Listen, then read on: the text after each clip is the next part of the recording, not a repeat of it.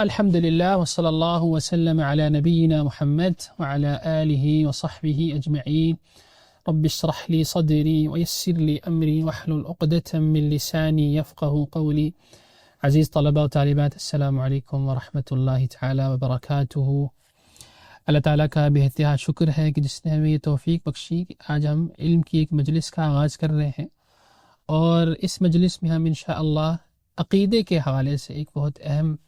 متن کا مطالعہ کریں گے باذن اللہ، جو الاصول الثلاثہ و ادلتها کے نام سے معروف ہے۔ یہ متن عالم اسلام کی ایک مشہور علمی شخصیت امام محمد ابن عبد الوہاب ابن سلیمان التمیمی رحمہ اللہ کی لکھی ہوئی ہے۔ انشاءاللہ اس کو ہم ان مجالس میں پڑھیں گے باذن اللہ۔ اللہ تعالیٰ سے دعا ہے کہ ہمارا یہاں جمع ہونا محض اپنے فضل سے قبول فرمائے اور ہمیں علم نافع اور عمل صالح عطا فرمائے۔ سب سے پہلے ہم اس متن کا عربی جو کلام ہے وہ پڑھتے ہیں انشاءاللہ، اور پھر آہستہ آہستہ اس کی ہم تفسیر کریں گے، اس کی شرح کریں گے باذن اللہ۔ امام رحمہ اللہ فرماتے ہیں: بسم اللہ الرحمن الرحیم، اعلم رحمک اللہ انه يجب علينا تعلم 4 مسائل. الأولى العلم، وهو معرفة الله ومعرفة نبيه ومعرفة دين الإسلام بالأدلة. الثانية العمل به. الثالثة الدعوة إليه. الرابعة الصبر على الأذى فيه. والدليل قوله تعالى: بسم الله الرحمن الرحيم، والعصر إن الإنسان لفي خسر إلا الذين آمنوا وعملوا الصالحات وتواصوا بالحق وتواصوا بالصبر۔ آج کے درس میں انشاءاللہ ہم سب سے پہلے اس کتابچے کا تعارف حاصل کریں گے، اس کتاب کے مندرجات، اور اس کے ساتھ ساتھ اس کے لکھنے والے امام محمد ابن سلیمان التمیمی رحمہ اللہ ان کا مختصر تعارف، اور اس کے بعد امام رحمہ اللہ نے جو اپنی کتاب کا جو موضوع ہے الاصول الثلاثہ، یعنی دین کے 3 اہم اصول، اس سے پہلے جو ایک مقدمہ باندھا ہے اس کو بھی ہم پڑھیں گے انشاءاللہ تبارک و تعالی۔ جیسے کہ آپ جانتے ہیں کہ اس کتابچے کا نام ہے الاصول الثلاثہ، یعنی دین کے 3 اہم اصول اور ان کے دلائل۔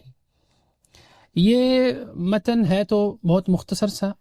چند صفحات پر مشتمل ہے، لیکن اس کی جو اہمیت ہے اس کا آپ اندازہ لگائیے اس بات سے کہ یہ ایک ایسی کتاب ہے جس کو عرب معاشرے میں بہت ہی اہمیت حاصل ہے، اور نہ صرف اس کو بچے پڑھتے ہیں، اس کو یاد کرتے ہیں، بلکہ بڑے بھی اس سے فائدہ اٹھاتے ہیں۔ اور اگر میں یوں کہوں کہ عرب معاشرے کے اندر جو امام محمد بن عبد الوہاب رحمہ اللہ کی جو دینی دعوت شروع ہوئی تھی، اس کے اندر ایک بنیادی کردار اس کتاب کا بھی ہے کہ اس کتاب نے ان کو دین کا، توحید کا فہم دیا، اور جس کو انہوں نے سمجھا اور سیکھا، اور اس کی وجہ سے ان کے اندر تبدیلی رہنمائی۔ اس کے ساتھ ساتھ اس کتاب کو اگر آپ دیکھیں تو یہ انتہائی مختصر سا کتابچہ ہے، اور جس کے حوالے سے عربی میں کہا جاتا ہے خیر الکلام ما قل و دل، یعنی سب سے بہترین کلام وہ ہوتا ہے جو مختصر ہو اور بادلیل ہو، دلائل سے بھرپور ہو۔ تو یہ کتاب اس لحاظ سے بھی ممتاز ہے کہ یہ بہت مختصر سا ایک متن ہے، لیکن اس کے اندر دلائل بھی آپ کو بہت زیادہ ملیں گے، ہر بات کا دلائل سے آغاز ہوا ہے۔ اور اس کے ساتھ ساتھ اس کتابچے میں دراصل دین کا جو بنیادی ستون ہے، جس کو ہم اول ارکان اسلام بھی کہتے ہیں، یعنی کلمۃ توحید، اس کا تعارف کروایا گیا ہے، اس کی فضیلت بتائی گئی ہے، اور اس کے ساتھ ساتھ اس کا صحیح مفہوم بھی سمجھایا گیا۔ لیکن ہمیں افسوس سے یہ کہنا پڑتا ہے کہ ہمارے معاشرے میں اسی جو کلمہ توحید ہے، جو دین کا پہلا رکن ہے، اس کے اوپر بہت زیادہ توجہ نہیں دی جاتی۔ اگر آپ کسی سے پوچھیں کہ لا الہ الا اللہ کا کیا مطلب ہے، اس کا کیا مفہوم ہے، تو وہ آپ کو نہیں جواب دے سکے گا کہ اس کا کیا مطلب ہے۔ ہو سکتا ہے وہ یہی کہہ دے کہ لا الہ الا اللہ کا مطلب ہے کہ اللہ تعالیٰ سب چیزوں کا خالق ہے، سب چیزوں کا مالک ہے، سب چیزوں کا رازق ہے، لیکن جو اس کے جوہری اس کا مطلب ہے جو اللہ اور اس کے رسول نے ہمیں بتایا، اس سے وہ بہت کم لوگ واقف ہیں۔ تو انشاءاللہ اس کتاب کے ذریعے ہم کلمہ توحید کا جو صحیح مفہوم ہے وہ بھی ہم سیکھیں گے انشاءاللہ۔ اور اس کے ساتھ ساتھ اگر دیکھا جائے تو یہ متن اس لحاظ سے بھی اہمیت کا حامل ہے کہ یہ آپ کو آپ کی شناخت بتاتا ہے. یعنی جب آپ اپنے آپ کو مسلم کی حیثیت سے پیش کرتے ہیں کہ میں مسلمان ہوں، میرا مسلمانوں کے ساتھ تعلق ہے، میں اس امت کا ایک فرد ہوں، تو آپ کی شناخت کی اساس کیا ہے؟ یہ اساس فراہم کرتا ہے.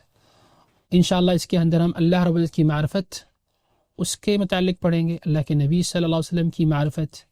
اور اس کے ساتھ ساتھ جس دین پہ عمل پیرا ہونے کے لیے آپ کوشش کرتے ہیں، جس سے جڑے رہنے کو آپ ایک فخر کا چیز سمجھتے ہیں، اس کے متعلق آپ تعارف حاصل کریں گے. اور یہی بیسیکلی مسلم شناخت کی اساس ہے. کیونکہ جو شخص اپنے آپ کو مسلمان کہے یا اپنے آپ کو مسلمانوں کے اس معاشرے کا حصہ سمجھے لیکن وہ اپنی پہچان ہی سے ناواقف ہو، تو یقیناً یہ اس کی بہت بڑی کمزوری ہے. اور ہم جب جانتے ہیں کہ ایک مسلمان کی پہچان ہی دراصل عقیدہ توحید ہے جو اس کو دوسروں سے ممتاز کرتی ہے، یہود و نصارہ سے اور دیگر فرقوں سے اور دیگر نام لیواؤں سے. تو جب بندہ اپنے اساس کو پہچانے گا تو یقیناً اس کے لیے دین و دنیا میں بھلائی کے دروازے کھلیں گے. اور اس کے ساتھ ساتھ توحید کو سمجھنے کے لیے جیسے کہ آپ جانتے ہیں کہ سب سے زیادہ ضروری ہے کہ ہم قرآن کریم کی طرف رجوع کریں، اور اس کے بعد اللہ کے نبی صلی اللہ علیہ وسلم کی سنت کی طرف رجوع کریں. اور اس کے ساتھ ساتھ قرآن و سنت کا جو فہم ہمیں سلف صالحین سے ملا ہے، یعنی قرآن کریم کی ان آیات کو، اللہ کے نبی صلی اللہ علیہ وسلم کی سنت کو صحابہ کرام نے کیسے سمجھا ہے، انہوں نے اس کو کس طرح اپلائی کیا اپنی زندگیوں میں. پھر ان کے بعد آنے والی جو قومیں ہیں یا ان کے بعد آنے والا جو زمانہ ہے سلف صالحین کا، جن کو ہم تابعین، تبع تابعین کے نام سے یاد کرتے ہیں، انہوں نے اس کو کیسے سمجھا ہے، اس کو بھی اختیار کرنا بہت زیادہ ضروری ہے. یہ تو تھا اس کتاب کا مختصر سا تعارف. اس کے بعد ہم دیکھتے ہیں اس کتاب کے جو مؤلف ہیں امام محمد ابن عبد الوہاب ابن سلیمان التمیمی رحمہ اللہ. آپ کا پورا نام ہے ابو الحسین محمد ابن عبد الوہاب ابن سلیمان التمیمی، جو عرب کا ایک مشہور قبیلہ ہے بنو تمیم، وہاں سے تعلق رکھتے تھے. آپ نجد کے علاقے عیینہ میں 1115 ہجری میں یعنی تقریباً 1703 عیسوی میں اپنے قصبے میں پیدا ہوئے. آپ کے جو والد ہیں جناب عبد الوہاب ابن سلیمان التمیمی، اور اسی طرح آپ کے دادا، یہ سب اپنے زمانے کے بہت مشہور علماء تھے. حنبلی فقہ کے اندر بہت ممتاز ان کا مقام تھا. خاص طور پر آپ کے والد اور آپ کے دادا قاضی کی حیثیت سے بھی کام سر انجام دیتے رہے.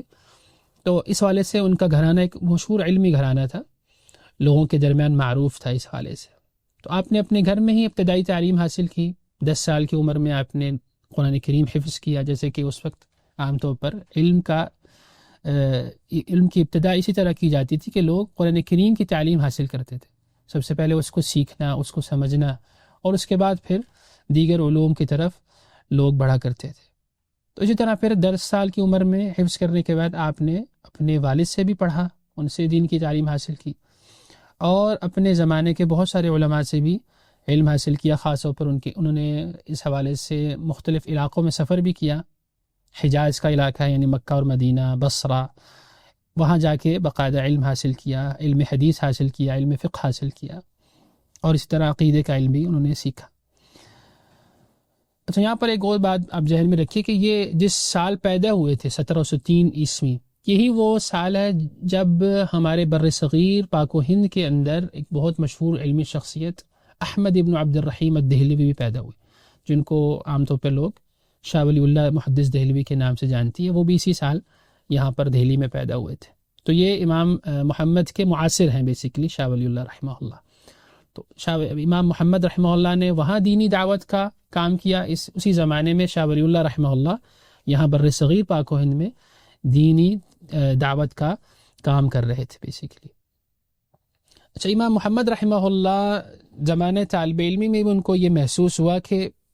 معاشرے میں عقیدے کے حوالے سے کافی لوگوں میں کمزوریاں پائی جاتی ہیں. لوگ لا الہ الا اللہ کے مفہوم سے کافی نابلد ہیں، اور ان کے اندر بدعات و خرافات بہت زیادہ عام ہو چکی ہیں. تو اس حوالے سے انہوں نے اس بات کا فیصلہ کیا کہ دین کے اس پہلو کی طرف توجہ دینے کی ضرورت ہے، لوگوں کو اس حوالے سے آگاہی دینے کی ضرورت ہے. یقیناً یعنی نماز کا اہتمام، نماز کس طرح پڑھنی ہے، زکوٰۃ کے معاملات، حج کے معاملات، یہ تو سکھائے جا رہے ہیں، لیکن جو اللہ رب العزت کا حق ہے توحید، اس کی طرف اتنی زیادہ توجہ نہیں دی جا رہی. اس پہ لوگوں کو معرفت دینے کی ضرورت ہے۔ تو چنانچہ امام رحمہ اللہ نے اپنے ہی علاقے حریملہ جو ان کے آبائی علاقے سے قریب تھا، وہاں پر اپنی دعوت کا آغاز کیا 1139 ہجری میں، اور کچھ عرصہ وہاں پر انہوں نے دعوت و تبلیغ کا لوگوں کو توحید کی تعلیم دینے کے بعد اپنے علاقے کی طرف رخ کر لیا، عیینہ، جہاں وہ پیدا ہوئے تھے۔ اور یہاں پر بھی آپ رحمہ اللہ نے لوگوں کو نیکی کی تعلیم دی، برائیوں سے روکا، نماز کی پابندی کا اہتمام کرنے کی ان کو تلقین کی، شرعی حدود کا نفاذ کیا، اور اسی طرح دیگر جو غیر شرعی مراسم تھے لوگوں میں عام تھے، قبروں کے پر جانا اور بہت زیادہ اس پر غیر شرعی اعمال کرنا، ان سب سے انہوں نے ان کو روکا۔ یقیناً شیخ رحمہ اللہ کی اپنی ان کی ایک جماعت بھی تھی ان کے ساتھ، یعنی ان کے تلامذہ وغیرہ، ان سے متاثر لوگ، تو ان کی بھی ان کو مدد حاصل رہی۔ اچھا، اس زمانے میں پھر شیخ رحمہ اللہ کے کچھ حاسدین بھی پیدا ہو گئے، جو کہ ہوتا ہے ہر جگہ پر جہاں پر آپ دینی دعوت کا کام کرتے ہیں، توحید کا کام کرتے ہیں، یقیناً وہاں پر آپ کی دعوت کو حسد کی نگاہ سے بھی دیکھا جاتا ہے اور مخالفت کا بھی سامنا کرنا پڑتا ہے۔ تو اسی طرح امام محمد رحمہ اللہ کو بھی حاسدین کی مخالفت کا سامنا کرنا پڑا، اور یہاں تک کہ امام رحمہ اللہ عیینہ سے ایک اور علاقہ درعیہ میں منتقل ہو گئے۔ یہ بھی نجد کا ایک علاقہ ہے، یہ تقریباً 1158 ہجری کی بات ہے، یعنی 1746 عیسوی کی۔ یہ جو درعیہ ہے بیسیکلی یہ ایک چھوٹی سی عمارت آپ کہہ لیجئے۔ یہاں کے جو امیر ہیں ان کا نام تھا محمد ابن سعود۔ جب امام رحمہ اللہ ان کے علاقے میں آئے اور انہوں نے دعوت کا کام آغاز کیا، اس کا لوگوں کو توحید کی طرف بلایا، لا الہ الا اللہ کا مفہوم سمجھایا، تو یہاں کے جو امیر ہیں امام محمد بن سعود، انہوں نے بھی جب امام رحمہ اللہ کی دعوت سے وہ تعارف حاصل ہوا ان کو، تو انہوں نے بھی امام رحمہ اللہ کی مدد و نصرت کا ان کو یقین دلایا، اور ان کے لیے معاملات کو بہت زیادہ آسان کر دیا، یعنی ان کو ایک قسم کا موقع فراہم کر دیا کہ آپ یہاں پر بیٹھ کے آرام سے اپنا کام کیجئے، انشاءاللہ آپ کو میری طرف سے ایک مکمل سپورٹ حاصل رہے گی۔ تو یہی وہ محمد بن سعود ہیں جن کے ساتھ امام محمد بن عبد الوہاب رحمہ اللہ کا ایک معاہدہ ہوا تھا بیسیکلی، اور اس معاہدے کی صورت میں پھر سعودی حکومت کا قیام عمل میں آیا تھا، پہلی سعودی حکومت، یعنی جو موجودہ سعودی حکومت ہے اس کے 3 ادوار ہیں، اگر آپ تاریخ میں جا کے دیکھیں۔ جو پہلی سعودی حکومت کا قیام عمل میں آیا تھا وہ امام محمد بن عبد الوہاب اور اس سعودی حکومت کے جو بانی ہیں محمد بن سعود، ان کے درمیان ایک معاہدہ ہوا تھا کہ دین کی نصرت کا کام ہم کریں گے، لا الہ الا اللہ کی دعوت دیں گے، آپ قرآن کریم کی اور سنت نبویہ کی ترویج ہم کریں گے، آپ نے اس کو نافذ کرنا ہے۔ تو ان کا جو اس قسم کا ایک معاہدہ ان کے ساتھ ہوا تھا۔ تو یہ گویا ایک اسلامک اسٹیٹ کا بیسیکلی قیام عمل میں آیا تھا قرآن و سنت کی بالادستی کے اوپر۔ تو اس شیخ رحمہ اللہ نے اس کے بعد پھر ساری عمر یہیں پر بیٹھ کے کام کیا، دعیہ کے اندر، یہیں پر بیٹھ کے کتابیں بھی لکھیں، بہت سارے مدارس کھولے، اپنے تلامذہ کی ایک بہت بڑی تعداد انہوں نے بنائی، درس و تدریس کے سلسلے قائم کیے، اور آس پاس کے ایریوں میں بھی انہوں نے مختلف وفود بھیجے۔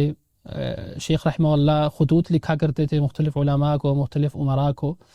اور بعض اوقات جب مخالفین کے پروپیگنڈے ہوتے تھے ان کا بھی وہ پھر جواب دیتے تھے۔ تو اس لحاظ سے بھی بہت سارے خطوط موجود ہیں شیخ رحمہ اللہ کے۔ ان کا ایک رسالہ ہے، رسالہ الی اہل القصیم، اہل قصیم کی طرف شیخ رحمہ اللہ نے ایک رسالہ بھیجا تھا، ایک خط لکھا تھا، اس میں ان پر لگنے ہوئے بہت سارے اعتراضات کا انہوں نے جواب بھی دیا تھا، تو وہ بھی پڑھنے کے لائق ہے ماشاءاللہ، اس کو بھی آپ ضرور دیکھیے۔ شیخ رحمہ اللہ نے اسی طرح درس و تدریس کا کام کرتے ہوئے 1206 ہجری یعنی 1792 عیسوی میں انتقال فرمایا، اللہ تعالیٰ ان پر رحمت نازل فرمائے۔ یعنی شیخ کو اللہ رب العزت نے ایک لمبی عمر عطا فرمائی، تقریباً 90 سے اوپر آپ رحمہ اللہ اس دنیا میں جیے، اور اس کے بعد اپنے خالق حقیقی سے جا ملے۔ تو یہ جو کتاب ہے شیخ رحمہ اللہ کی، جو بہت ہی مختصر سی کتاب ہے، اس میں انشاءاللہ ہم توحید کی معرفت، اللہ رب العزت کی معرفت کے حوالے سے کچھ بنیادی باتیں پڑھیں گے باذن اللہ۔ شیخ رحمہ اللہ فرماتے ہیں، اعلم، بسم اللہ الرحمن الرحیم، اعلم رحمک اللہ انہ یجب علینا تعلم 4 مسائل، کہ اللہ تعالیٰ آپ پر رحمت نازل فرمائے، اس بات کو اچھی طرح ذہن نشین کر لیجئے کہ ہم پر درج ذیل 4 مسائل کا علم حاصل کرنا نہایت ضروری ہے اور واجب ہے۔ پہلا مسئلہ ہے العلم، علم حاصل کرنا، لیکن علم کو پھر شیخ رحمہ اللہ نے مزید ایکسپلین کیا، وَهُوَ مَعْرِفَةُ اللَّهِ وَمَعْرِفَةُ نَبِيِّهِ وَمَعْرِفَةُ دِينِ الْإِسْلَامِ بِالْأَدِلَّةِ، یعنی علم سے مراد یہاں پر اللہ رب العزت کا علم، اس کے رسول صلی اللہ علیہ وسلم کا علم اور دین اسلام کا دلائل کے ساتھ علم و معرفت حاصل کرنا، یہ اس سے مراد ہے۔ تو یہاں پر یہ چیز بھی آپ سمجھئے کہ علم بیسیکلی 2 طرح کا ہے، ایک ہے علم شرعی، یا اس کو آپ یوں کہہ لیجئے کہ بنیادی علم، دین کا بنیادی علم،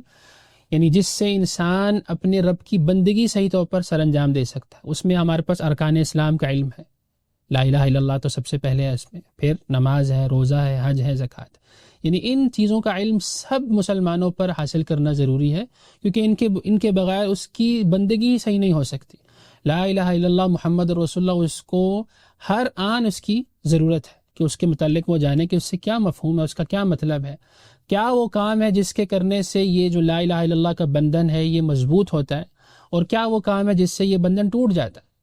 تو اس چیز کا ضروری ہے اس کو علم حاصل کرنا۔ اسی طرح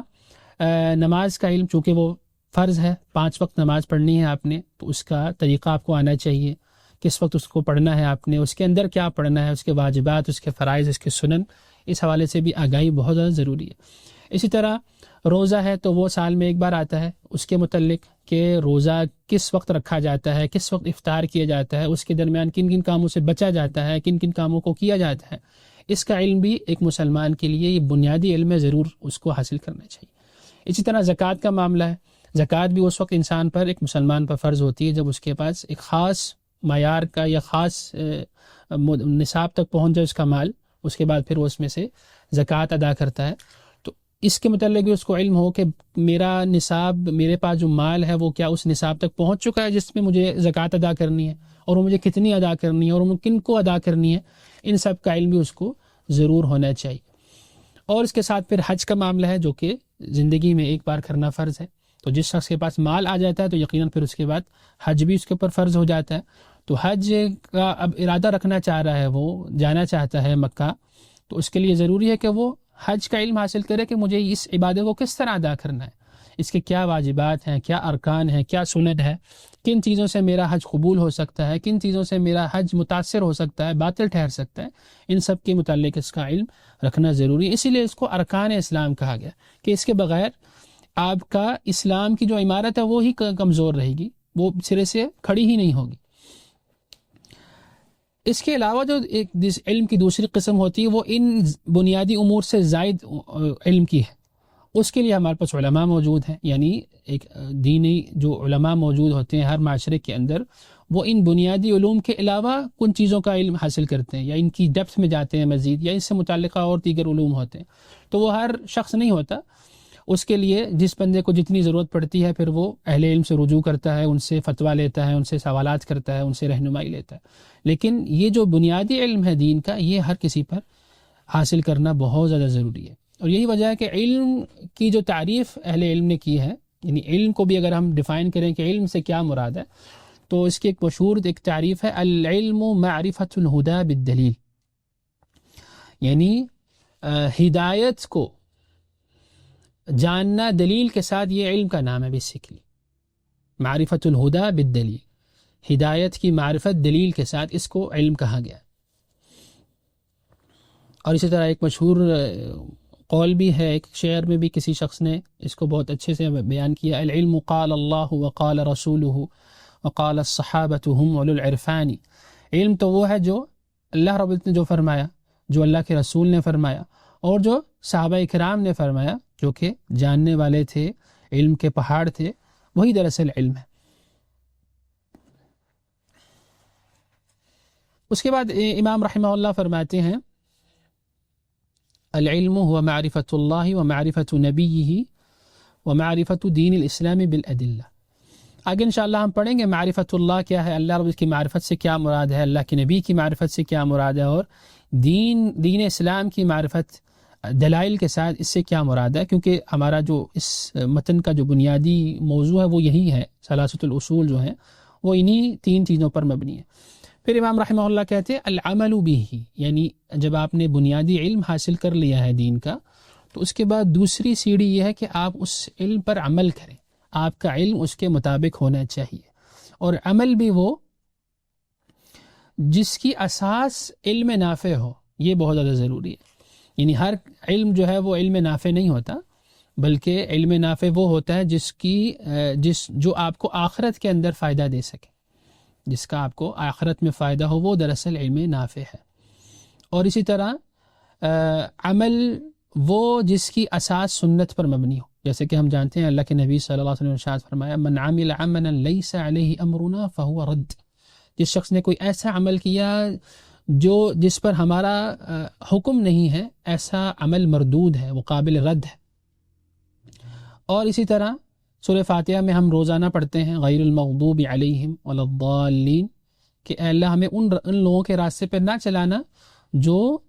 مغضوب علیہم ہیں، جن پر اللہ نے غصہ فرمایا، اور نہ ہی ان لوگوں کے راستے پہ جو گمراہ ہیں۔ تو اس کی سلف میں اور بلکہ حدیث میں بھی اس کی تفسیر ہمیں ملتی ہے کہ ضالین سے مراد ہے گمراہ لوگ، یعنی جو نصارہ ہیں، کرسچنز ہیں، ان کو اللہ کے نبی صلی اللہ علیہ وسلم نے گمراہ قرار دیا، کیونکہ انہوں نے جہالت پر مبنی اعمال کر سر انجام دیے، اپنے دین کے اندر نت نئی باتیں ایجاد کر لیں، اور اس کی بنیاد پر وہ اللہ رب العزت کی عبادت کیا کرتے تھے۔ تو اس چیز سے ہمیں منع فرمایا گیا کہ آپ نے کوئی بھی کام اگر کرنا ہے تو وہ علم کی بنیاد پر ہو، اور علم لازمی طور پر اس کے اندر ایک تو اخلاص ہو، اللہ رب العزت کے لیے وہ خالص ہو، کسی کا دکھاوا، کسی کی حمایت مقصود نہ ہو، اور دوسری چیز یہ ہے کہ وہ سنت نبوی صلی اللہ علیہ وسلم کے مطابق ہو۔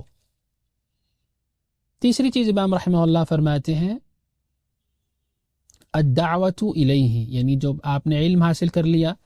اس پر آپ نے عمل کرنا سٹارٹ کر لیا، اپنی زندگی بدلنے لگ گئے، اس کے بعد آپ جس چیز کو صحیح سمجھتے ہیں، جس پر عمل کر رہے ہیں، اس کی طرف لوگوں کو دعوت بھی دیجیے، یعنی دین اسلام کی طرف دعوت دینا۔ چونکہ ہم نے شروع میں ہی کہا کہ جو علم ہے وہ بیسیکلی اللہ اور اس کے رسول کی تعلیمات ہیں بیسیکلی،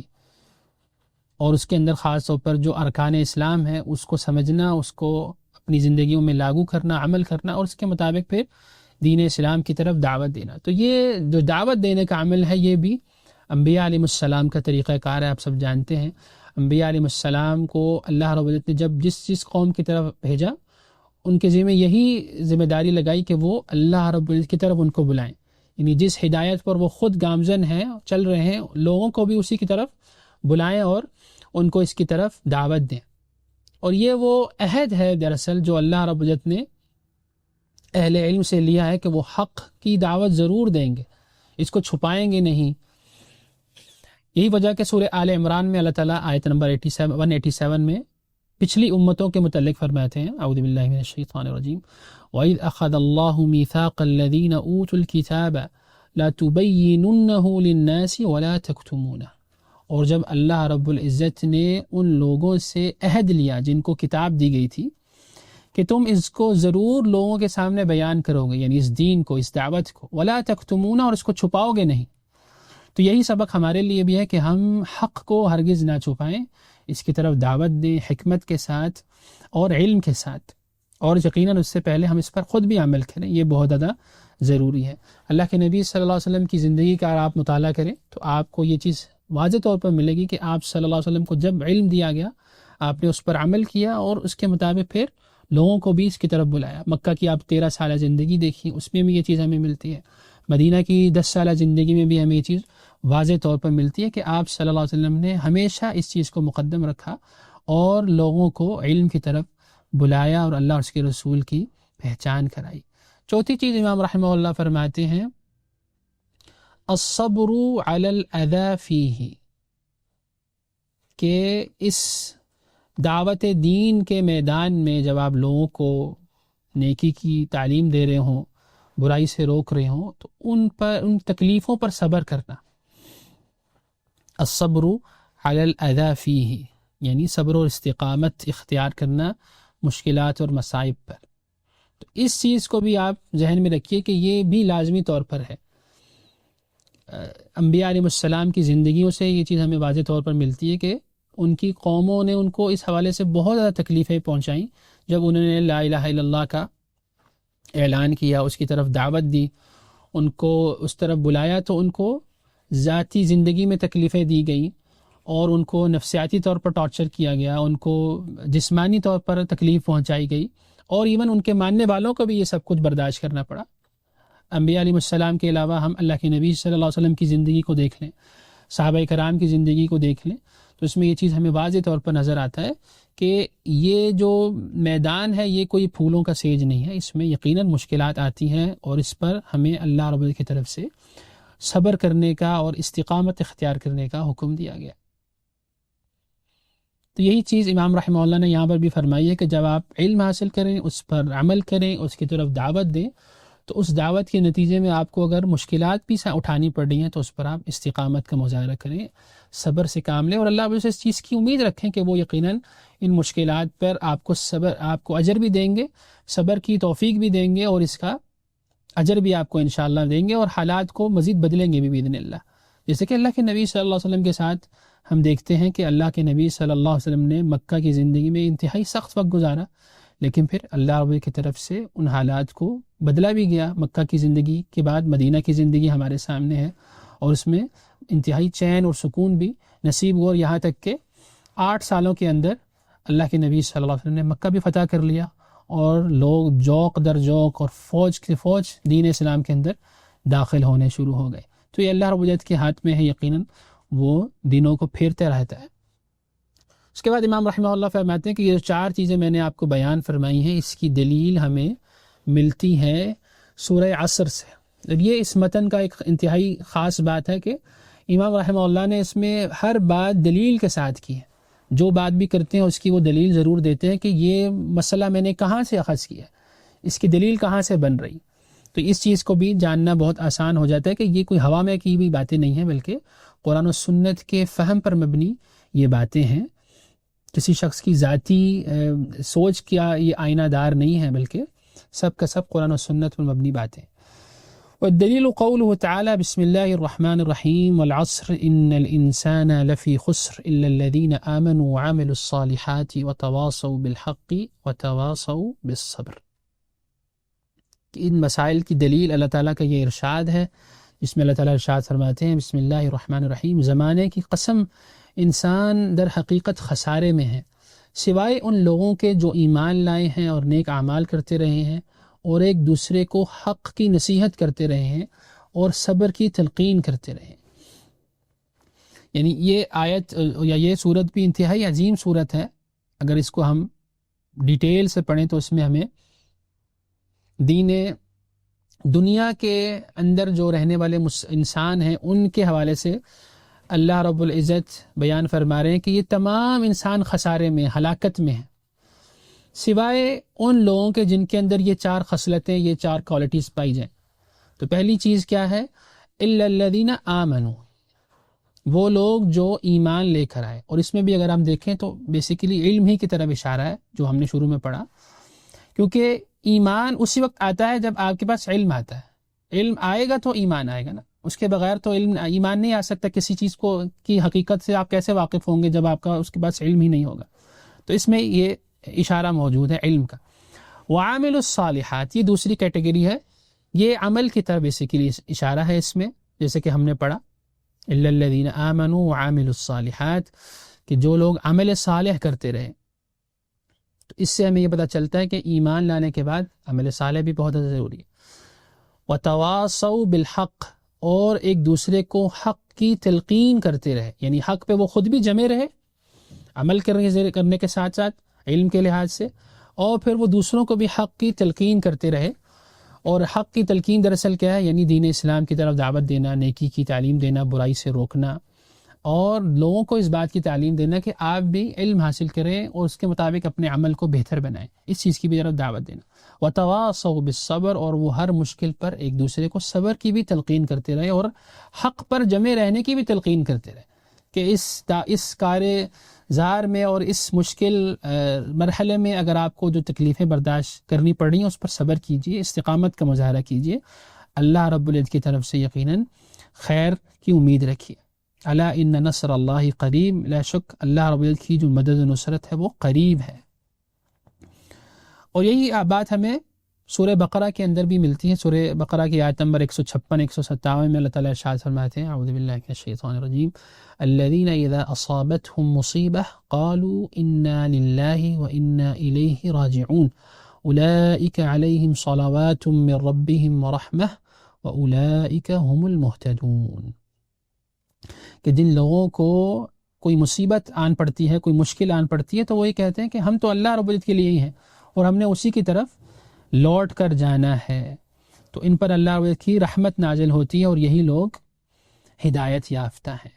اس کے بعد امام رحمہ اللہ فرماتے ہیں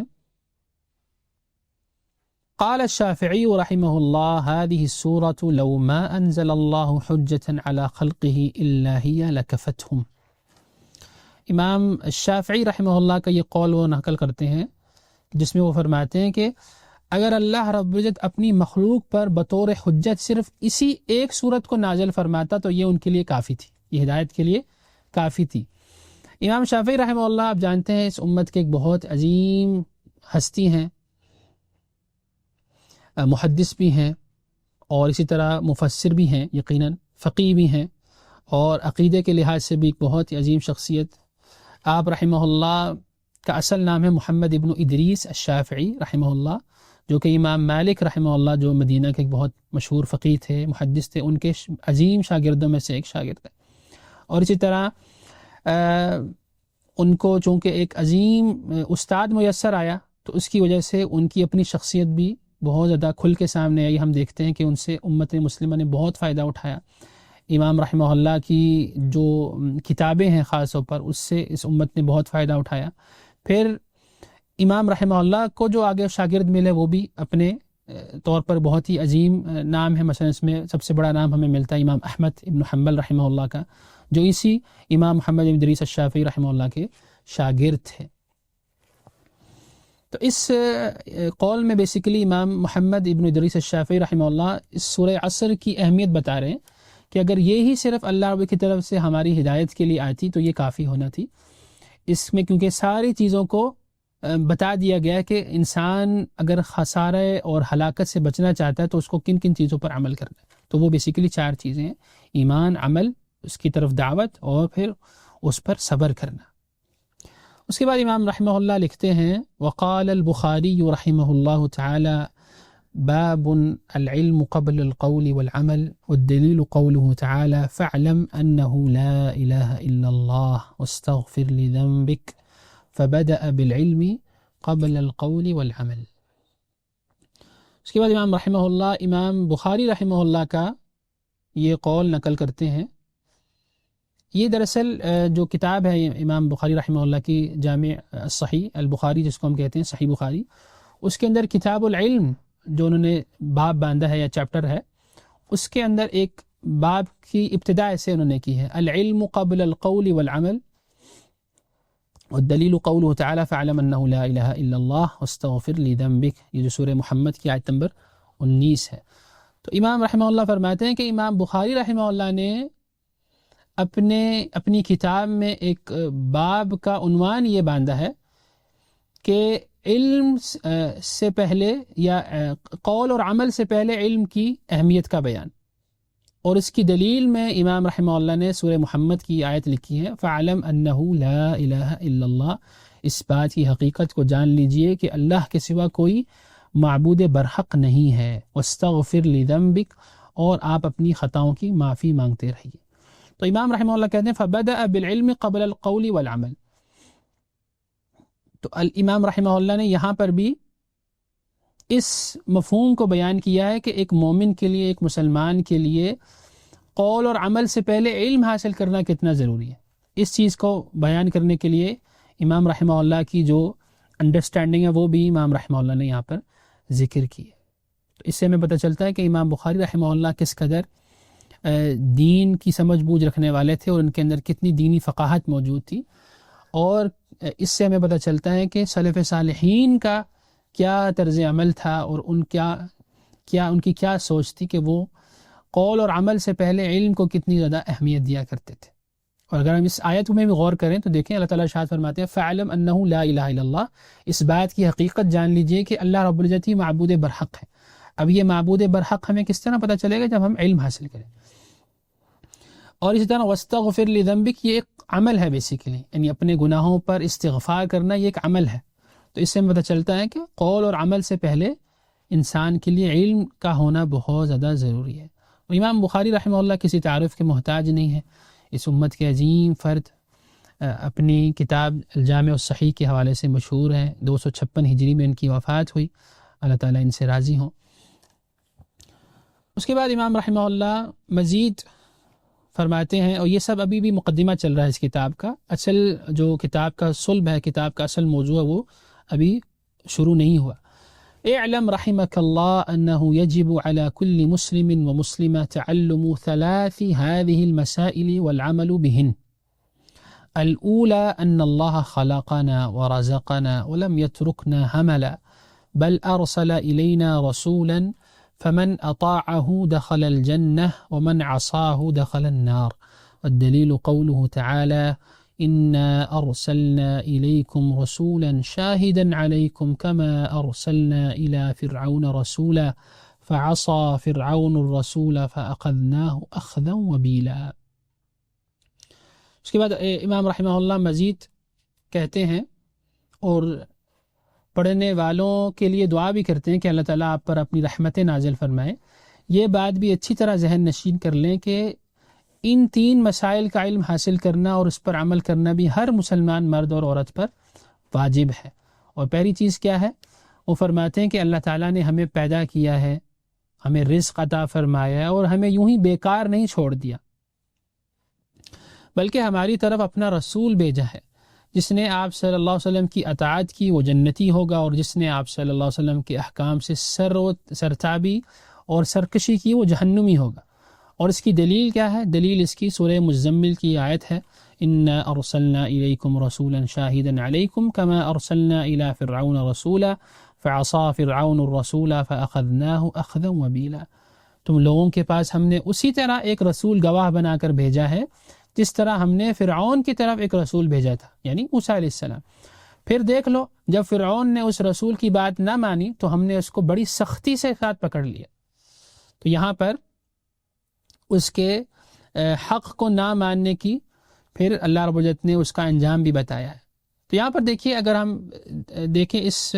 مسئلے کا جو پہلا شیخ رحمہ اللہ نے لکھا ہے، اس کی اگر ہم ہیڈنگ دیں تو اس سے مراد یہ ہے،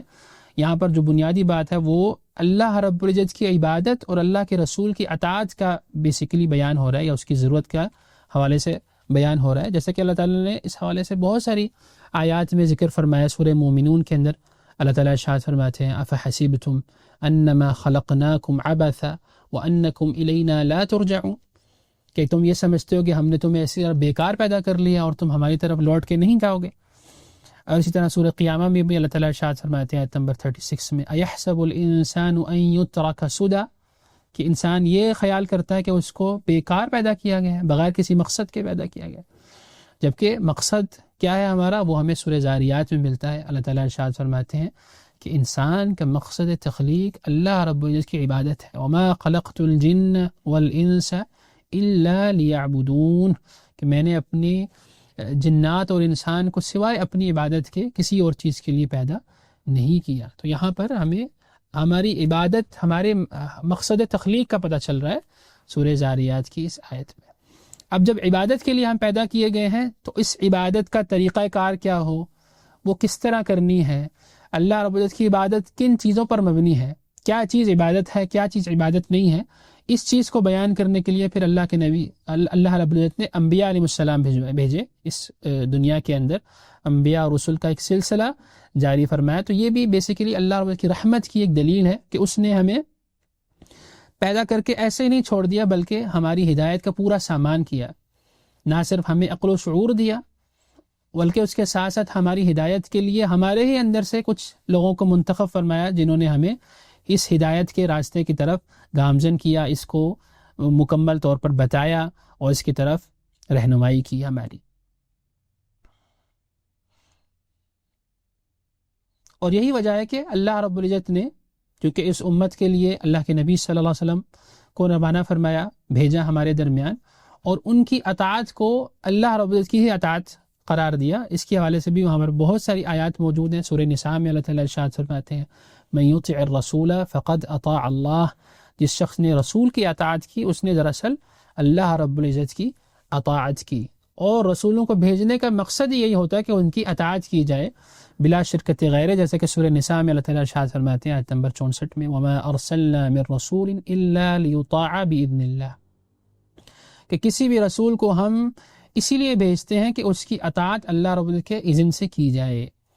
اور سورہ نور میں اللہ تعالیٰ ارشاد فرماتے ہیں وَإِن تُطِيعُوهُ تَهْتَدُوا، اگر تم ان کی اطاعت کرو گے تو ہم ہدایت پا جاؤ گے. اور اس طرح سورہ نور میں اللہ تعالیٰ ارشاد فرماتے ہیں وَأَطِيعُوا الرَّسُولَ لَعَلَّكُمْ تُرْحَمُونَ، رسول کی اطاعت کرو تاکہ تم پر رحم کیا جائے. تو اگر ہم اپنے اوپر اللہ رب کی رحمت کے دروازے کھولنا چاہتے ہیں تو اس کے لیے ہمیں اپنے رسول کی اطاعت کرنی ہے. عقیدے کے معاملے میں بھی، عبادات کے اندر بھی، اخلاق اور معاملات، ساری چیزوں میں ہمیں اللہ کے نبی صلی اللہ علیہ وسلم کی اطاعت کرنی ہے. اور یہی چیز ہمیں اللہ کے نبی صلی اللہ علیہ وسلم کی سنت میں بھی ملتی ہے. بہت مشہور حدیث آپ سب جانتے ہیں، صحیح بخاری کے اندر جناب ابو ہریرہ رضی اللہ تعالیٰ عنہ کی حدیث ہے، جس میں آپ صلی اللہ علیہ وسلم نے ارشاد فرمایا کل امتی يدخلون الجنہ الا من ابى قالوا یا رسول اللہ ومن یأبى قال من اطاعنی دخل الجنہ ومن عصانی فقد ابى. کہ اللہ کے نبی صلی اللہ علیہ وسلم نے ایک بار ارشاد فرمایا کہ میری تمام امت جنت میں جائے گی سوائے اس کے کہ جس نے جانے سے خود انکار کیا. تو صحابہ نے کہ یا رسول اللہ ومن یابا، کون اس بات سے انکار کرے گا کہ وہ جنت میں نہ جائے؟ تو آپ صلی اللہ علیہ وسلم نے پھر یہ رول بتایا من اطاعنی دخل الجنہ، جس شخص نے میری اطاعت کی وہ جنت میں جانے والا ہے، یعنی وہ اس کا مستحق ہے. ومن عصانی فقد ابا، اور جس نے میری نافرمانی کی تو اس نے گویا خود جنت میں جانے سے انکار کیا. تو اس سے ہمیں پتہ چلتا ہے کہ اگر ہم اپنے لیے جنت کا سامان پیدا کرنا چاہتے ہیں تو اس کے لیے اللہ اور اس کے رسول کی اطاعت بہت زیادہ ضروری ہے. طيب، اس کے بعد امام رحمہ اللہ فرماتے ہیں الثانیہ، یعنی دوسرا مسئلہ جو ہر مسلمان مرد اور عورت کو جاننا ضروری ہے وہ ہے ان اللہ لا يرضى ان يشرك معه احد في عبادته لا نبی مرسل ولا ملک مقرب ولا غیرهما، والدلیل قوله تعالی وان المساجد للہ فلا تدعوا مع اللہ احدا. کہ اللہ تعالیٰ کو یہ بات قطعا ناگوار ہے کہ اس کی عبادت میں اس کے ساتھ کسی دوسرے کو شریک ٹھہرایا جائے، نہ کسی مقرب فرشتے کو اور نہ ہی اللہ تعالیٰ کی طرف سے آنے والے کسی نبی کو. اور اس کی دلیل یہ ارشاد ہے، یعنی سورہ جن کی آیت ہے، آیت نمبر 18 وَأَنَّ الْمَسَاجِدَ لِلَّهِ فَلَا تَدْعُوا مَعَ اللَّهِ أَحَدًا، اور یہ کہ مسجدیں اللہ ہی کے لیے ہیں لہٰذا ان میں اللہ کے ساتھ کسی کو نہ پکارو. اب یہ جو دوسرا مسئلہ ہے یہ بھی بیسیکلی پہلے معاملے سے ہی متعلق ہے، جس میں ہم نے یہ پڑھا تھا کہ اللہ رب العزت نے ہمیں بیکار پیدا نہیں کیا بلکہ اپنی عبادت کے لیے پیدا کیا ہے، اور اس کے اندر اللہ کے نبی صلی اللہ علیہ وسلم کی اطاعت بھی ضروری ٹھہرائی ہے.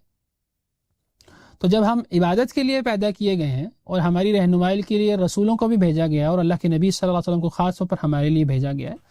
تو اس کے بعد اللہ رب العزت کے ہاں قطعاً یہ بات قابل قبول نہیں ہے کہ اس کی ذات کے ساتھ کسی کو شریک ٹھہرایا جائے. جب اللہ رب العزت نے اپنی طرف سے سارا معاملات صاف کر کے بتا دیا ہے کہ کیا چیز اس کی پسندیدہ ہے، کیا چیز اس کی ناپسندیدہ ہے، اس نے رسولوں کو بھیج دیا، کتابوں کو نازل کر دیا،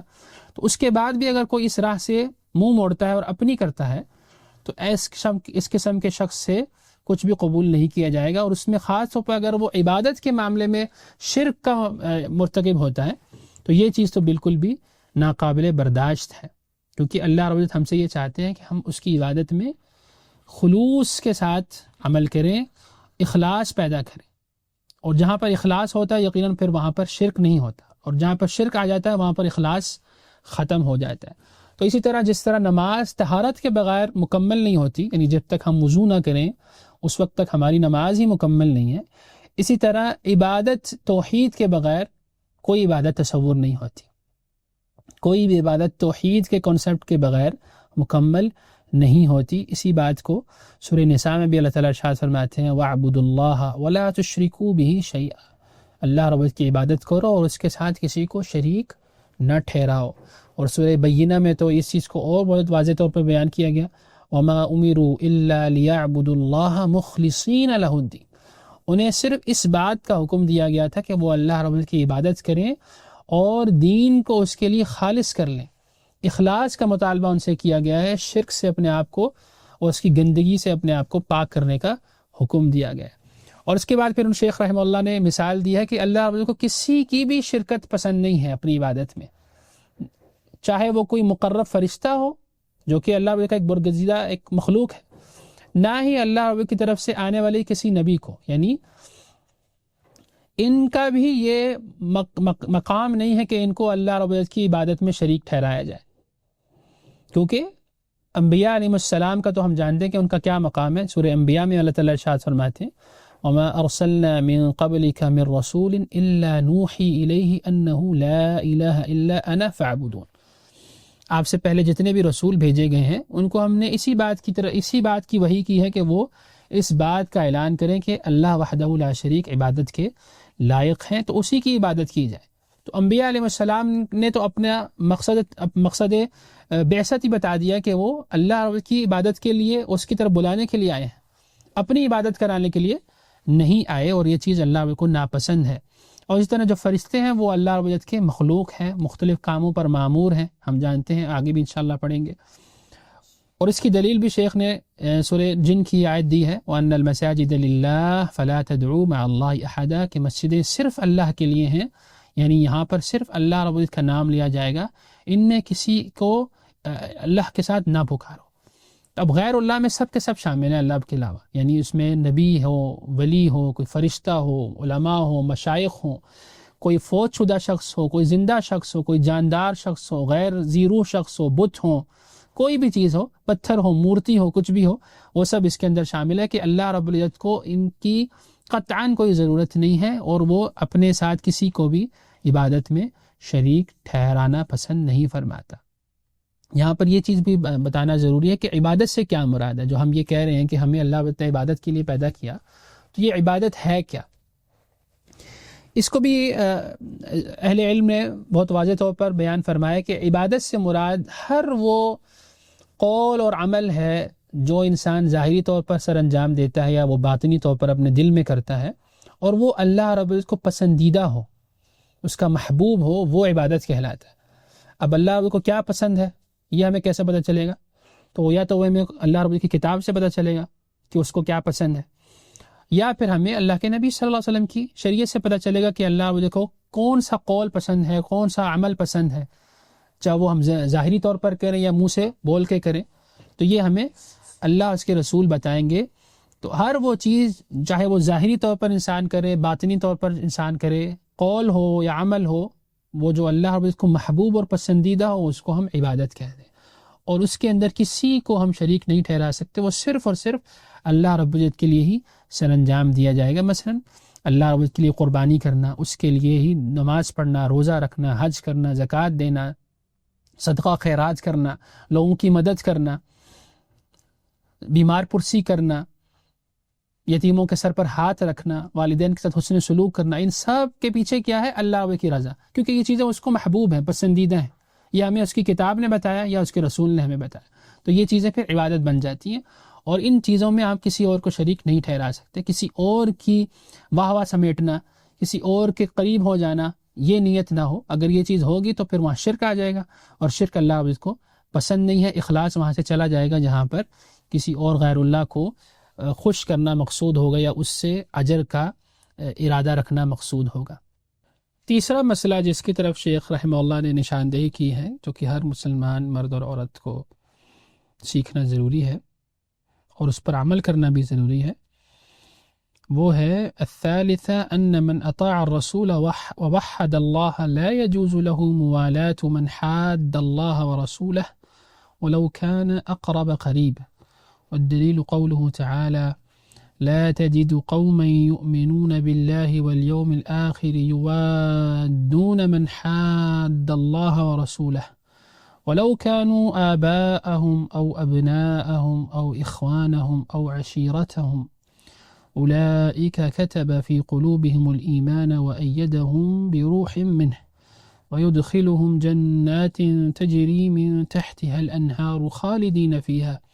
رضي الله عنهم ورضوا عنه أولئك حزب الله ألا إن حزب الله هم المفلحون. سورہ مجادلہ کی آیت نمبر 22 ہے. اس میں امام رحمہ اللہ فرماتے ہیں، اور بیسیکلی اس میں انہوں نے دوستی اور دشمنی کا معیار بتایا ہے کہ ایک مسلمان کو کسی سے اگر دوستی رکھنی ہے تو اس کا کیا معیار ہے، کسی سے دشمنی رکھنی ہے تو اس کا کیا معیار ہے. امام رحمہ اللہ فرماتے ہیں جس نے رسول اللہ صلی اللہ علیہ وسلم کی اطاعت و فرما برداری کی اور اللہ رب العزت کو وحدہ لا شریک تسلیم کیا، اس کی وحدانیت کا اقرار کیا، تو اس کے لیے ہرگز یہ جائز نہیں ہے کہ وہ ایسے لوگوں سے رشتے ناتے راہ و رسم بڑھائے جو اللہ اور اس کے رسول صلی اللہ علیہ وسلم کے ساتھ دشمنی رکھتے ہیں، خواہ وہ دنیاوی رشتے کے اعتبار سے کتنے ہی ان کے قریب ہی کیوں نہ ہوں. اور اس بات کی دلیل اللہ تعالیٰ کا یہ ارشاد ہے سورہ مجادلہ کی آیت نمبر 22، تم کبھی بھی یہ نہ پاؤ گے کہ جو لوگ اللہ اور روز آخرت پر ایمان رکھنے والے ہیں وہ ان لوگوں سے محبت کرتے ہیں جنہوں نے اللہ اور اس کے رسول کی مخالفت کی ہے،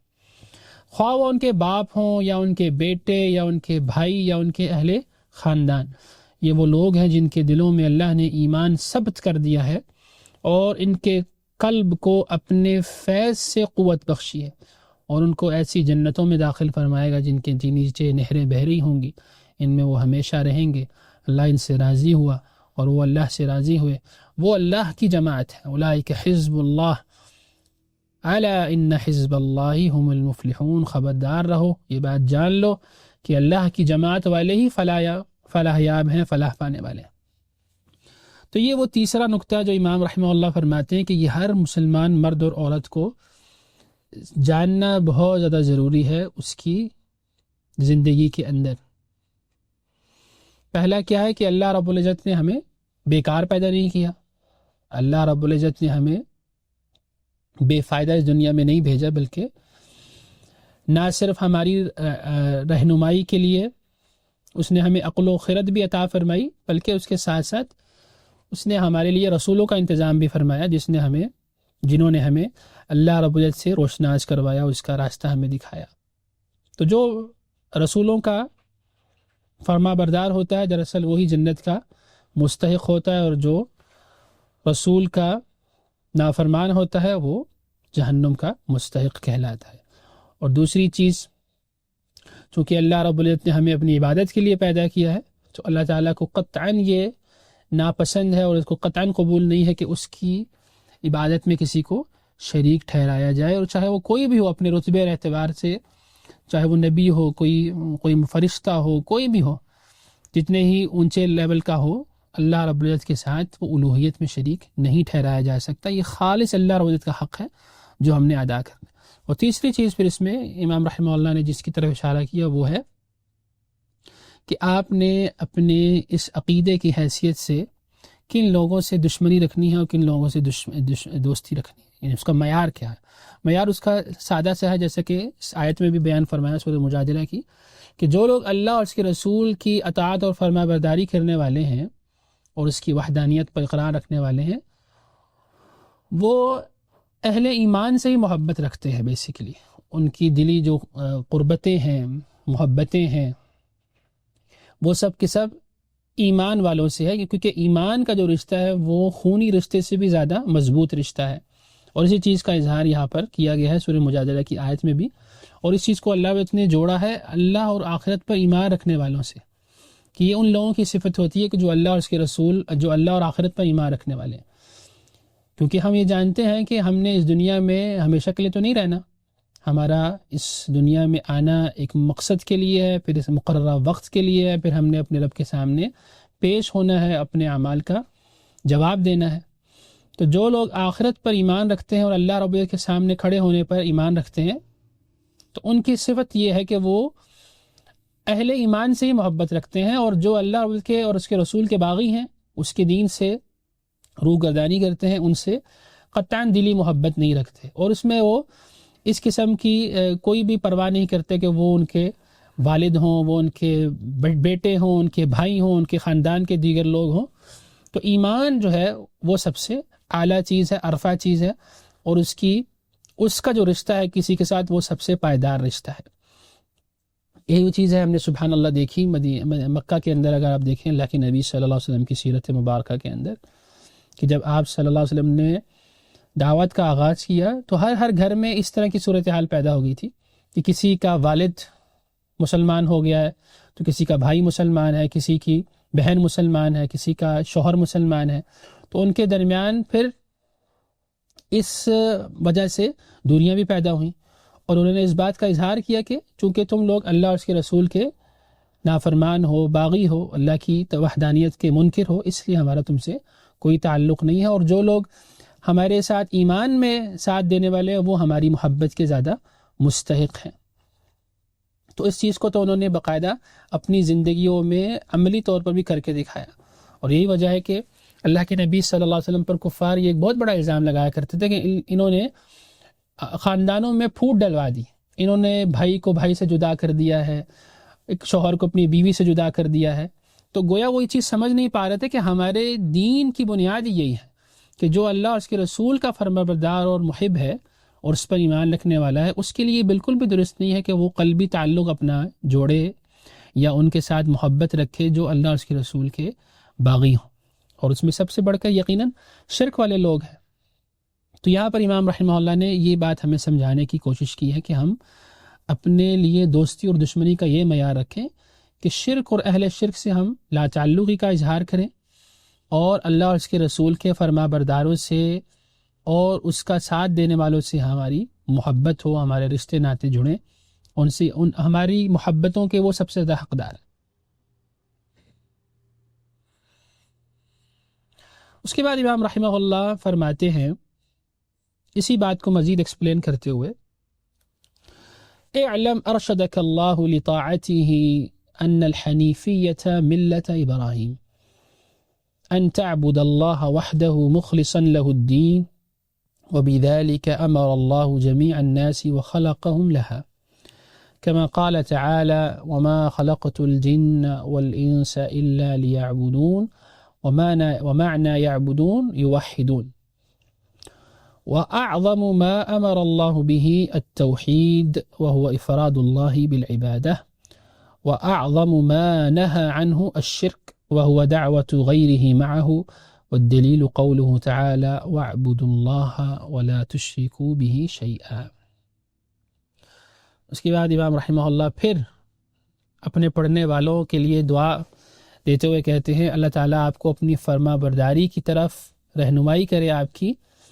یہ بات بھی خوبی جان لے کہ آپ پورے اخلاص کے ساتھ صرف ایک اللہ رب العزت کی عبادت کریں، اور یہی حنیفیت اور ملت دین ابراہیم ہے۔ یہ گویا جو پہلے انہوں نے دوستی اور دشمنی کا معیار بتایا ہے اس کی ہی ایک ایکسپلینیشن ہے بیسیکلی، کہ دوستی اور دشمنی کا جو یہ معیار ہے یہ ہمیں ہمارے دین ابراہیمی بیسیکلی اسی بنیاد پر قائم ہے، اور یہی حنیفیت ہے اور یہی ملت ابیکم ابراہیم ہے۔ کیونکہ ہم ابراہیم علیہ السلام کی اگر دعوت کا مطالعہ کریں قرآن کریم کی روشنی میں اور سنت کی نبوی صلی اللہ علیہ وسلم کی روشنی میں،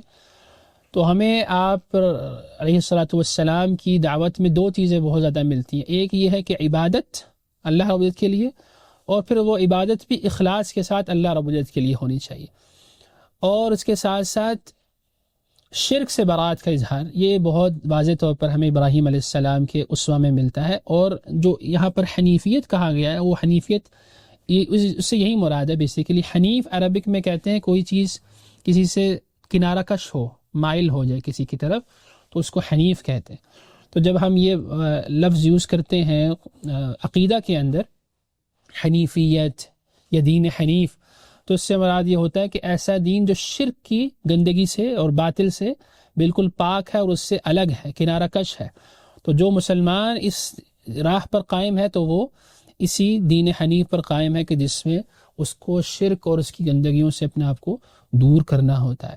اور یہی چیز ہمیں سورہ نحل میں بھی ملتی ہے، آیت نمبر 120 میں اللہ تعالیٰ ارشاد فرماتے ہیں ان ابراہیم کان امۃ قانتا للہ حنیفا ولم یکن من المشرکین۔ بلا شبہ ابراہیم ایک پیشوا ہے، قائد ہے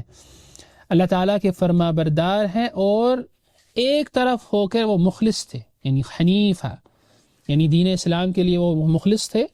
اور شرک اور اس کی گندگیوں سے انہوں نے اپنے آپ کو دور کر لیا تھا۔ وَلَمْ يَكُوا مِنَ الْمُشْرِكِينَ، اور وہ مشرکوں میں سے نہیں تھے۔ آگے شیخ فرماتے ہیں ہمیں اسی کا حکم دیا گیا ہے، یعنی اللہ تعالیٰ نے ہمیں اور تمام لوگوں کو اسی کا حکم دیا اور اسی غرض کے لیے جن و انس کو پیدا فرمایا، جیسے کہ اللہ تعالیٰ کا ارشاد ہے وَمَا خَلَقْتُ الْجِنَّ وَالْإِنسَ إِلَّا لِيَعْبُدُونَ، سورہ زاریات کی آیت نمبر 56۔ میں نے جن اور انسان کو سوائے اپنی عبادت کے اور کسی کام کے لیے پیدا نہیں کیا۔ تو یہاں پر ابراہیم علیہ السلام کا خاص طور پر ذکر بھی اسی لیے کیا گیا ہے کیونکہ وہ ابو الانبیاء علیہ السلام کہلائے جاتے ہیں، یعنی تمام انبیاء علیہ السلام کے وہ والد ہیں، کیونکہ تمام انبیاء علیہ السلام انہی کی اولاد سے پھر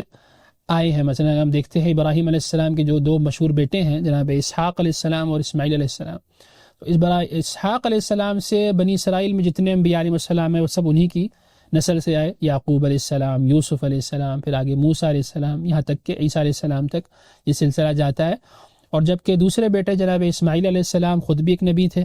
اور آپ کے بعد اللہ کے نبی صلی اللہ علیہ وسلم محمد رسول اللہ صلی اللہ علیہ وسلم عرب کے اندر مبعوث کیے گئے۔ تو اس لحاظ سے انبیاء علیہ السلام کی جتنی بھی جو لڑیاں ہیں وہ جا کے ابراہیم علیہ السلام تک پہنچتی ہیں، اور ان کو سب مانتے ہیں، یعنی یہودی بھی ان کو مانتے ہیں، نصرانی بھی ان کو مانتے ہیں، یہاں تک کہ مشرکین مکہ بھی انہی کو مانتے تھے اور ان کو اپنا پیشوا سمجھتے تھے، بلکہ وہ کہا کرتے تھے کہ ہم دین ابراہیمی پر قائم ہیں، اور جو کچھ چیزیں وہ اثر انجام دیا کرتے تھے، عبادتوں کے مختلف طریقے، خاص طور پر حج کا جیسے معاملہ ہے اور نمازوں کا ایک طریقہ کار یا جو بھی عبادتوں کا ان کا طریقہ کار تھا، تو وہ دراصل ان کو وہ سمجھتے تھے کہ یہ ہمیں ابراہیم علیہ السلام سے ملا، جو دین ابراہیمی اسماعیل علیہ السلام کے ذریعے ان تک پہنچا تھا۔ تو ابراہیم علیہ السلام ایسی شخصیت ہے جن کو تمام لوگ یا جو قومیں ہیں بڑی وہ مانتی ہیں۔ تو اللہ رب العزت نے ان کا ذکر یہاں پر اس لیے فرمایا کہ جب تم ان کو مانتے ہو تو ان کی اصل جن کی اصل دعوت ہے اس سے بھی تم متعارف ہو، روشناس ہو، اپنے آپ کو اسی راہ پر لے کے چلو، تبھی تم ان کے حقیقی پیروکار کہلاؤ گے۔ یہ خطاب یعنی یہودیوں کو بھی ہے، نصرانیوں کو بھی ہے، مشرکین مکہ کو بھی ہے، سب کو اس بات کا بتایا جا رہا ہے کہ جب تم ان کے حامی ہو یا ان کو اپنا پیشوا سمجھتے ہو تو ان کی راہ پر بھی چلو۔ اور وہ مشرکوں میں سے بالکل بھی نہیں تھے، وہ تو شرک سے بالکل پاک صاف تھے اور اپنے آپ کو اس قسم کی گندگیوں سے انہوں نے دور کر رکھا تھا۔ تو تمہیں کیا ہو گیا کہ تم ان کا دم بھرتے ہو، ان کی پیروی کا اعلان کرتے ہو، دعویٰ کرتے ہو، لیکن تمہارے اندر یہ بت پرستانہ اور مشرکانہ چیزیں موجود ہیں، تو یہ بالکل ایک غلط بات ہے۔ اور اس سے ہمیں یہ پتہ چلتا ہے کہ اس انتصاب کا کیا فائدہ جب اس کی حقیقت انسان کو معلوم نہ ہو۔ یعنی جیسے میں نے شروع میں بھی کہا کہ جب ایک مسلمان یہ کہتا ہے کہ اس کی شناخت مسلم ہے، کہ وہ اپنے آپ کو سرنڈر کر دینے والا ہے اللہ کے سامنے، لیکن اس کو اس کی حقیقت ہی نہ بتاؤ کہ یہ سرنڈر کس معنوں میں کرتا ہوں اپنے آپ کو، اس کی حقیقت جاننا مسلمان کے لیے بہت زیادہ ضروری ہے۔ اپنے عقیدے کے متعلق اپنے اصولوں کا علم جاننا بہت زیادہ ضروری ہے، اور یہی وہ چیز ہے جس کو اللہ رب العزت نے یہود و نصارہ اور مشرکین کو بھی کہا کہ جب تم ابراہیم علیہ السلام کے ساتھ اپنا راہ جوڑتے ہو اپنے آپ کو، تو ان کے اسوے کی بھی پابندی کرو، پیروی کرو۔ اور پھر یہاں پر امام رحمہ اللہ نے یعبدون کی تفسیر بھی کی ہے، ومعنی یعبدون یعنی یوحدون، یعنی میری وحدانیت کو دل و جان سے قبول کرے اور میرے سامنے سر تسلیم خم کر دے۔ یعنی اللہ تعالیٰ نے جن امور کا حکم دیا ہے اس کے اندر اللہ رب العزت کو سب سے اعلیٰ اور عرفہ چیز جو پسند ہے وہ توحید ہے۔ تو ہر قسم کی عبادت صرف اللہ وحدہ لا شریک کے لیے کی جائے، اور اسی کو ہم توحید کا نام دیتے ہیں۔ طيب، یعنی جس طرح انسانی زندگی میں ہم دل کی اہمیت کو جانتے ہیں کہ جب تک دل دھڑکتا رہتا ہے انسان کی نسیں چلتی رہتی ہیں، اس کی زندگی چلتی رہتی ہے، اس کے اندر زندگی کی رمق باقی رہتی ہے، لیکن اسی طرح ایک انسان، ایک مسلمان کی زندگی میں توحید کا بھی یہی مقام ہے کہ جب تک اس کے اندر توحید کا کانسیپٹ موجود ہے، اخلاص موجود ہے اس کی عبادات میں، تو اس کی ایمانی زندگی میں وہ روح موجود ہے، اور جب وہ ختم ہوگی تو گویا اس کا زندہ رہنا اور مردہ رہنا یہ بالکل برابر ہے. تو توحید کے بغیر اس کی دنیا بھی برباد ہے اور اس کی آخرت بھی برباد ہے، کیونکہ ہم جانتے ہیں کہ اللہ رب العزت ایسے شخص کو قطعاً معاف نہیں فرمائیں گے جس کا خاتمہ شرک پر ہو. جیسے کہ اللہ تعالیٰ ارشاد فرماتے ہیں کہ اللہ رب العزت تمام گناہوں کو معاف کر دیتے ہیں سوائے شرک کے. طيب اس کے بعد اللہ تعالیٰ ارشاد اللہ رب العزت کے اس قول کی طرف انہوں نے اشارہ کیا جو سورہ نساء میں بھی ہے، وَاعْبُدُوا اللَّهَ وَلَا تُشْرِكُوا بِهِ شَيْئًا، کہ جن امور سے اللہ تعالیٰ نے منع فرمایا ہے ان میں سب سے بڑا شرک ہے. یعنی جیسے کہ شیخ فرماتے ہیں نا وَأَعْظَمُ مَا نَهَا عَنْهُ الشِّرْك، یعنی سب سے بڑا جو امر جس کا حکم ہمیں ملا ہے وہ توحید کا اقرار ہے. اس کی انہوں نے ڈیفینیشن بھی بتائی ہے، اس کی تعریف کیا ہے، وَهُوَ إِفْرَادُ اللَّهِ بِالْعِبَادَةِ، اللہ رب العزت کو ہر قسم کی عبادت کے لیے خالص کر لینا. اور جیسے ہم نے ابھی پہلے پڑھا تھا کہ عبادت سے کیا مراد ہے، ہر انسان کا ظاہری باطنی قول عمل جو اللہ کو محبوب ہو پسندیدہ ہو اس کے لیے خالص کرنا، وہ دراصل عبادت کہلاتا ہے. اور جو سب سے بڑی چیز جس سے ہمیں بچنے کا حکم دیا ہے اور وہ ہے شرک سے، یعنی اپنے آپ کو شرک کی گندگی سے بچایا جائے. وَهُوَ دَعْوَةُ غَيْرِهِ مَعَهُ، اور اس سے مراد کیا ہے کہ انسان اللہ رب العزت کے ساتھ کسی اور شخص کو کسی چیز کو شریک ٹھہرائے، عبادت میں شریک سمجھے. اور دلیل قوله تعالی، اور اس بات کی دلیل ہے یہ سورہ نساء کی آیت نمبر 36، وَاعْبُدُوا اللَّهَ وَلَا تُشْرِكُوا بِهِ شَيْئًا،